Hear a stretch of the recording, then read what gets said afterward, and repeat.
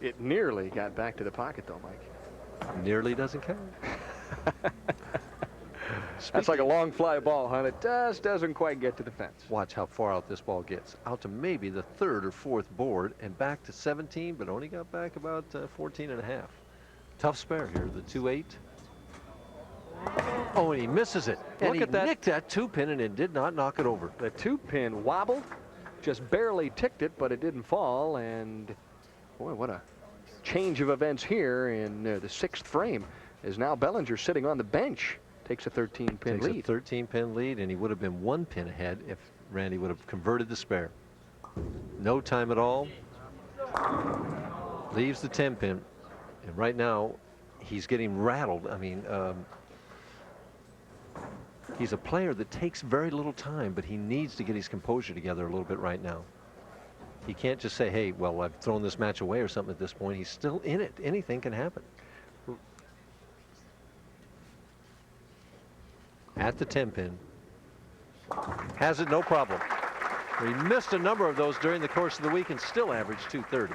Randy is making his first appearance ever on national television. He has bowled several times on local television in regional tournaments, Mike, and has never lost. Never lost on television. Well, he's in danger of losing now. I'll tell you what, Jeff Bellinger, seeing a gift horse in the mouth, taking the lead while sitting on the bench. Usually, when I used to do that in match play, Dan, my opponent would invariably stand up there and throw a double. The professionals out here on the PBA Tour live for opportunities like that.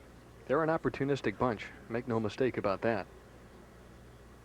Jeff Bellinger has been zeroed in on lane 46.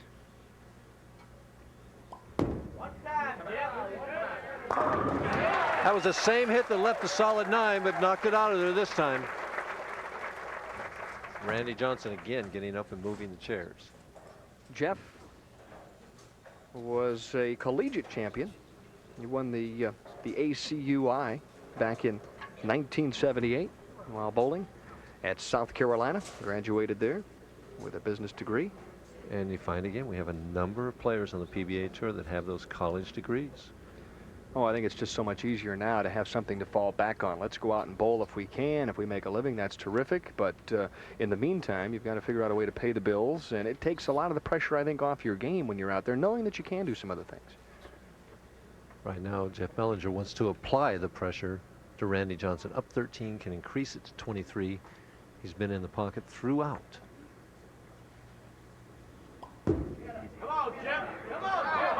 Wow, this time he says, all right, safe, 3-6-10. Jeff whispering to himself, wake up, wake up. He was not pleased at all with the effort on lane 45. Last time he threw a perfect shot and left the solid 9. Is that what he said? You read his lips on that? Yep, wake up, wake up. In other words, come on, this is for the title. We need to make good shots. Toweling that ball off to get the conditioning, He's going through oil a off little of it. regimen every time. He wipes the ball off, he pounds the rosin in the thumb hole, wipes that rosin off, then scrapes his foot.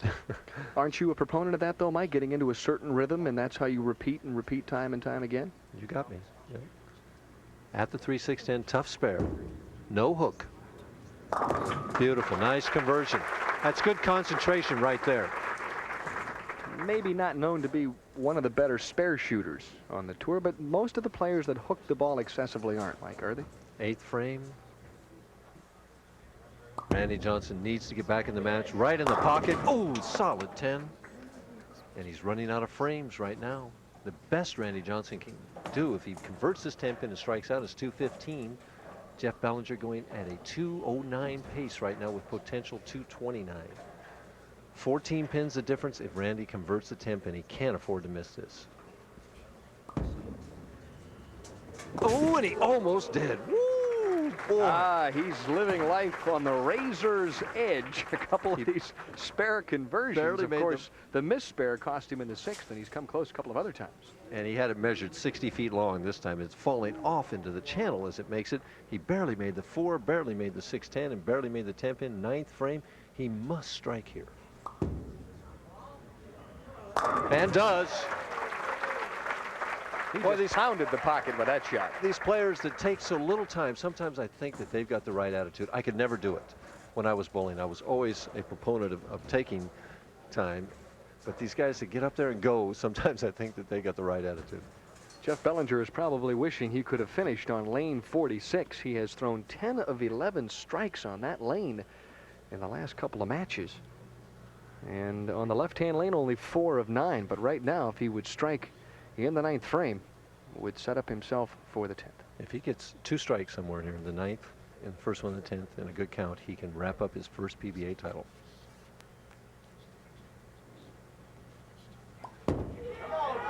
Looks good. Oh, and a solid 8. He's got a solid 9 in this game and now a solid 8. And I'm telling you, the solid 8 on national television has plagued Jeff Bellinger. I saw him leave 2 of them one time in a match, I believe, in Milwaukee. He has left solid 8s before on national television. There isn't anything you can do about that, though, Mike. There's nothing. What an inopportune time for that to happen. But he needs, right now, the match is still in his hands. If he can make this spare and throw a double in the 10th frame, he can still win his first PBA title. He's got to be muttering to himself, what in the world do I have to do to win a PBA championship?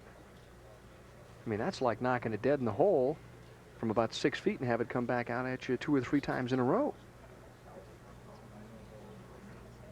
A lot of time at the 8-pin. It's a dead center. The thing to do now is to disregard and to put behind you all these bad breaks that he's had. He's still ahead in the match by 13 pins. What he needs to do now is just put those things behind him, concentrate on this first shot on the 10th frame, try and get that first strike. Has a 218 possible if he would strike out. And Randy Johnson, the best he could shoot would be 215. In control of his own destiny, toweling off just a little warm under those lights. And is he perspiring? When you're bowling for that first PBA championship and the rights to the Firestone Tournament of Champions, plus $15,000. This is the most, a lot of pressure. This is the most important frame of both of their careers right now.